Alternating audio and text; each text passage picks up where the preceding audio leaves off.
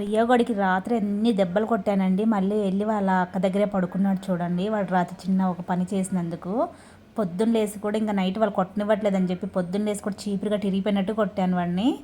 అసలు నిజంగా నాకు చాలా బాధ అనిపించింది. ఫస్ట్ టైం కొట్టానని అన్ని దెబ్బలు తిన్నాడు. వాడికి గుర్తుండాలి ఇంకోసారి చేయకూడదని, అందుకని అన్ని కొట్టానండి. పాపం వాడు ఏడుస్తుంటే అయితే నాకు చాలా ఏడుపు వచ్చింది. ఇంకోసారి అలా చేసావంటే అస్సలు నీకు ఇచ్చేయి నేను, అర్థమవుతుందా? బాగా తిని పెడుతుంటే ఎక్కువ అవుతుంది నీకు. 10:30 అవుతుంది ఈరోజు. నీకు 40 కూడా తీసుకెళ్ళా నేను. ఇలాగే ఉంటావు రోజు. ఇంకోసారి ఇలా చేసావంటే తీసుకెళ్ళి బయట పడేస్తాను. ఏమనుకుంటున్నావో ఆ బబ్బులు గారి దగ్గర ఉంటావు.